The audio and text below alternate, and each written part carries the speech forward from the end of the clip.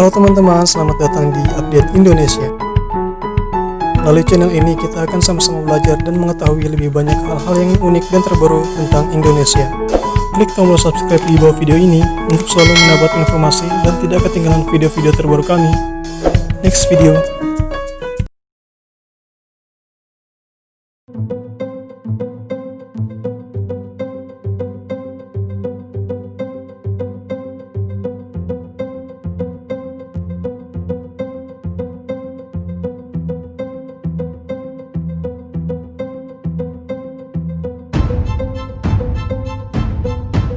Beberapa hal yang harus dibenahi dari keamanan laut Indonesia.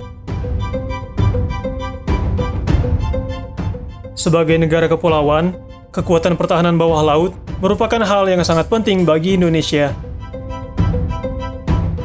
Berbagai peristiwa yang berpotensi menjadi ancaman dari bawah laut perlu kita cermati.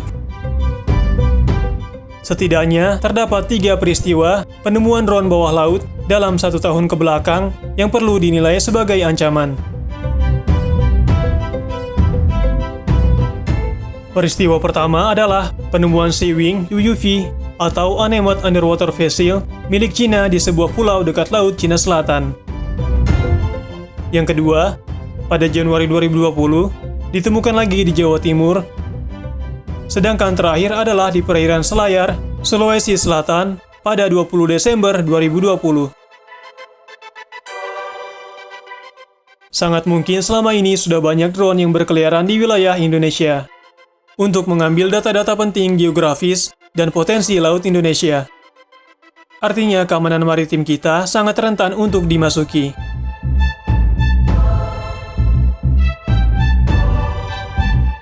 Bawah laut adalah pusat pertahanan yang paling sulit dideteksi dan diserang musuh karena posisi dan mobilitasnya bisa jauh lebih mudah dirahasiakan. Tanpa harus repot menyiapkan penyamaran seperti di darat.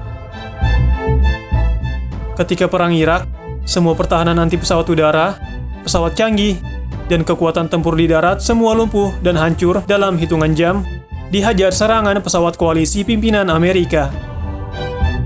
Teknologi secanggih apapun yang dibangun di darat dan di udara, dalam hitungan menit akan mudah dihancurkan musuh.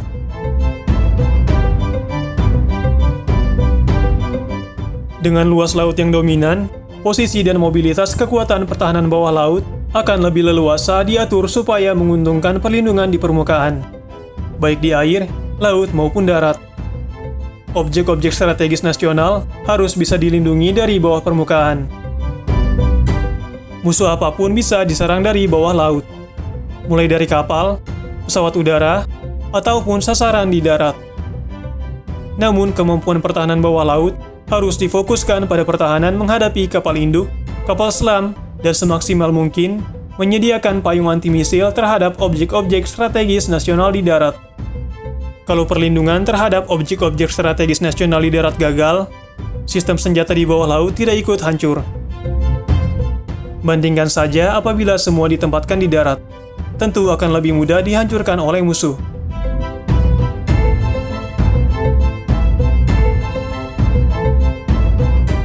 Pertahanan di bawah laut akan menjadi keunggulan dan keunikan geografis Indonesia. Kondisi geografis Indonesia yang dominan laut dan fakta bahwa Indonesia sebagai negara kepulauan harus bisa menjadikan bawah laut Indonesia sebagai Center of Gravity atau COG pertahanan Indonesia. COG bukan saja harus kuat menyerang, tapi juga harus kuat bertahan. Doktrin pertahanan defensif aktif Indonesia memerlukan pertahanan bawah laut yang kuat. Bawah laut adalah tempat yang paling sempurna untuk melakukan hal itu. Indonesia pun sudah ditakdirkan memiliki kondisi geografis yang cocok dengan tujuan itu, untuk membangun COG pertahanan di bawah laut.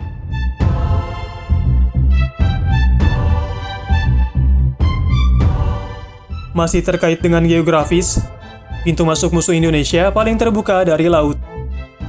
Tentu saja tidak logis bila berpikir ingin mempagari laut Indonesia yang maha luas tersebut. Namun semaksimal mungkin, pertahanan Indonesia harus mengontrol titik-titik strategis, seperti di pulau-pulau terluar, pada checkpoints dan pintu masuk, serta sepanjang alur laut kepulauan Indonesia. Lantas, apa saja yang harus dibenahi dari pertahanan laut Indonesia?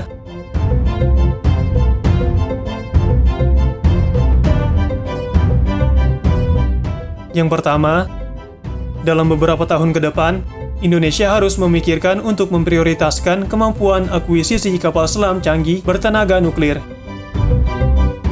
Kapal selam bertenaga nuklir bisa menyelam bertahun-tahun tanpa harus isi ulang bahan bakar. Saat ini, hanya Amerika Serikat, Rusia, dan beberapa anggota NATO seperti Inggris yang memilikinya. Akuisisi ini akan sangat sulit, tapi bila bisa dirintis, akan sangat vital bagi Indonesia sebagai negara kepulauan. Dan juga, tentu saja kapal selam ini harus dilengkapi dengan senjata peluru kendali yang canggih, termasuk untuk menyerang sasaran di darat dan di udara.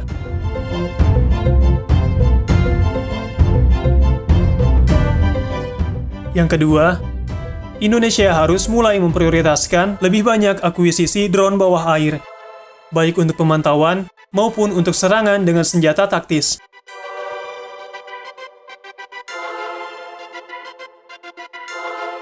Yang ketiga, semua kekuatan bawah laut harus dilengkapi dengan infrastruktur pangkalan bawah laut yang tentu berbeda dengan pangkalan kapal biasa agar faktor kerahasiaan bisa dijaga.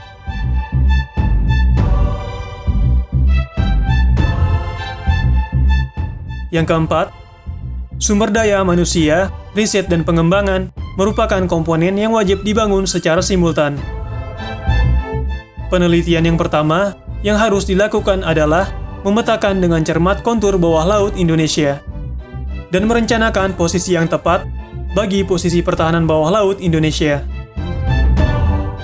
Penelitian kedua yang harus dilaksanakan bersamaan adalah mengkaji jenis dan tipe dari sistem senjata yang tepat ditempatkan di sekitar titik-titik yang telah dipetakan tersebut. Resiko dari pembangunan kekuatan bawah laut adalah kuantitas personel TNI Angkatan Laut yang harus dikalkulasi ulang untuk mengawaki armada kapal selam dan armada drone bawah permukaan. Proyeksi TNI Angkatan Laut ke depan sebaiknya diarahkan pada kekuatan armada kapal selam dan armada drone bawah air. Indonesia harus berpikir out of the box, meninggalkan postur angkatan laut konvensional yang terlalu fokus di permukaan dengan kerawanan dan kerentanan yang tinggi bila dihajar musuh.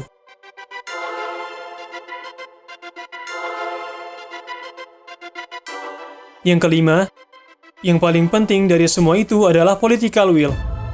Tentu saja semua komponen bangsa di pemerintahan, DPR, lembaga riset pertahanan, kelompok NGO pertahanan, dan kelompok sipil harus bisa mendukung agar semua ini bisa terwujud.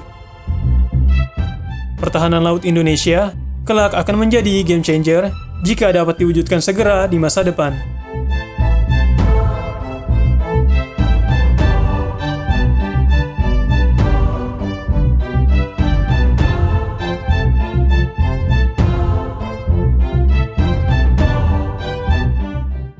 Klik tombol subscribe di bawah video ini untuk selalu mendapat informasi dan tidak ketinggalan video-video terbaru kami.